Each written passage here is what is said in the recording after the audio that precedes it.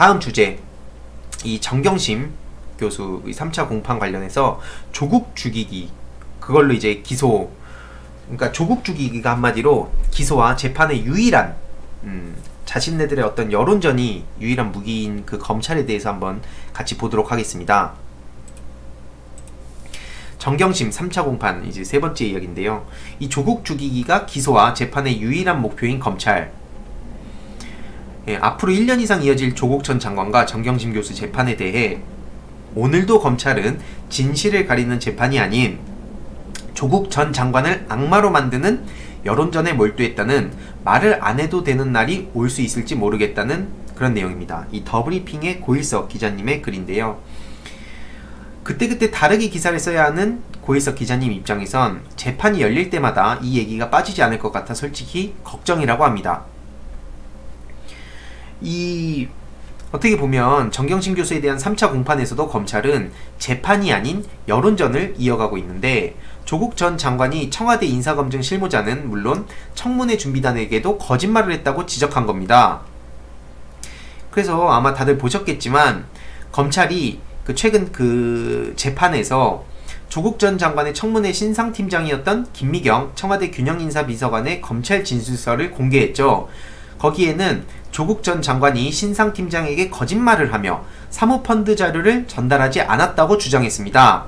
그리고 검찰은 조국 전 장관이 청문회 당시 정경심 교수와 긴밀히 접촉하며 허위 사모펀드 해명 자료에 관여했다고 주장을 했습니다. 이게 정말 일방적인 주장인데요. 그걸 가지고 이렇게 중앙일보에선 조국, 최측근 김미경에도 거짓말, 사모펀드 자료 안 줬다, 이런 그 제목을 땄습니다.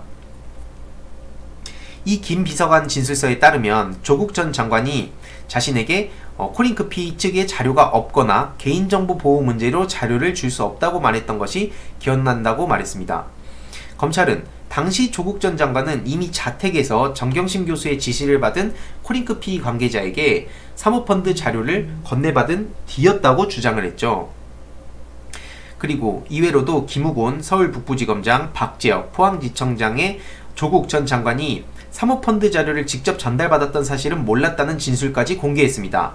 이 자료는 19년 9월 2일 국회에서 열린 기자간담회에서 조국 전 법무부 장관이 직접 공개했던 자료죠. 이에 대해서 정경심 교수 변호인단은 진술 거부권을 행사한 것을 검찰이 경광부회하고 있다라고 강력 반발했습니다. 이 경광부회가 무슨 뜻이냐면 어떤 이치에 안 맞는 말을 억지로 끌어붙인 다음에 자신한테 유리하게 하는 그런 얘기인 거죠. 한마디로 검찰이 얼토당토않게 자신네들의 유리하게 이 주장을 끌어와서 저렇게 여론전을 펼치고 있다는 뜻입니다. 쉽게 말씀드리면. 그래서 또한 조국 전 장관이 펀드 보고서를 직접 받은 것은 맞다면서도 수정 요청을 한 적은 없다고 반박을 했는데, 이거에 대해선 12일에 열릴 4차 공판에서 명확하게 밝힐 것이라고도 말했습니다. 이 부분은 검찰이 정경심 교수에게 제기한 증거위조 교사를 입증하기 위해 제시한 건데, 검찰은 정경심 교수가 코링크피 측 관계자들에게 사모펀드 관련 자료를 사실과 다르게 위조해서 조국 전 장관과 청문회 준비단에 전달하게 했다고 주장하고 있는 건데, 그렇다면 검찰은 정경심 교수와 코링크피 관계자 사이에 벌어진 일만 입증하면 되는 겁니다. 그 이후의 과정은 증거위조 교사와는 관계가 없고, 해당 자료가 9월 2일 기자간담회에서 공개된 것만으로도 정경심 교수가 교사에서 위조한 자료가 행사됐다는 검찰의 주장은 형식적으로 완성이 되는 거죠. 그럼에도 불구하고 검찰은 조국 전 장관이 김미경 당시 신상팀장에게 자료가 없거나 개인정보 보호 문제로 자료를 줄 수 없다고 거짓말을 했고, 자료를 받아놓고도 청문회 준비팀에도 전달하지 않고 숨겼다고 강조한 겁니다. 즉 이거는 공소사실 및 재판과는 아무 관계없는 사실을 굳이 공개해서 조국 전 법무부 장관이 거짓말을 하거나 뭔가 숨기고 감췄다는 것을 알리려고 하는 겁니다. 당연히 조국 전 장관 측은 이런 검찰의 주장을 완전히 부인하고 있는 상황인데요.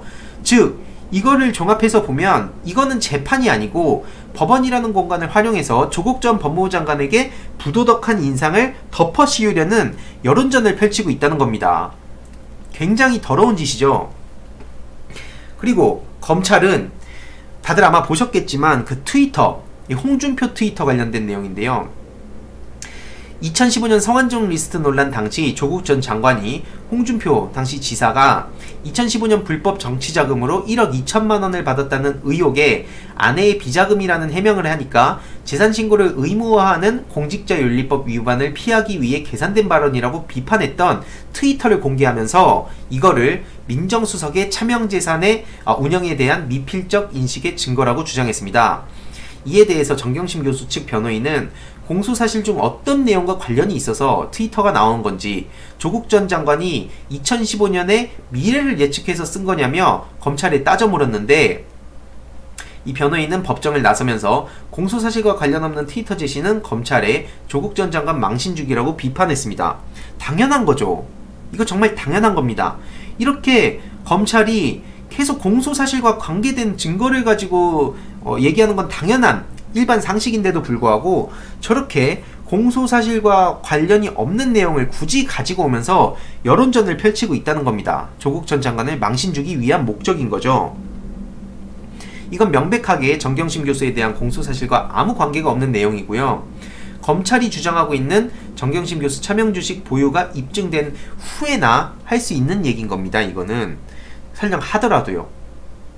근데 차명주식 보유가 입증되기는커녕 아직 시작도 안 한 상태에서 정경심 교수에 대한 재판이 진행되는 공판정에 서서 뜬금없이 조국 전 장관을 비난하고 나선 겁니다. 이외에도 검찰은 조국 전 장관을 가리키며 최고 권력자, 임무회피, 권한사적 이용 등의 단어를 사용하면서 조국 전 장관을 비판한 거죠. 결국에는 이걸 보더라도 지금 검찰은 조국 전 장관과 정경심 교수 그리고 그 가족 일가에 대한 수사와 기소가 애초에 분명한 혐의를 가지고 진실을 밝히기 위해서 시작한 게 아니고 조국 전 장관의 법무부 장관 취임을 저지하기 위한 것이었으며, 재판 과정 역시 혐의를 밝혀야 되는데 그게 아니라는 거예요. 조국 전 장관에 대한 인격 모독과 악마화를 목표로 두고 임하고 있다는 것을 분명히 말해주고 있는 겁니다.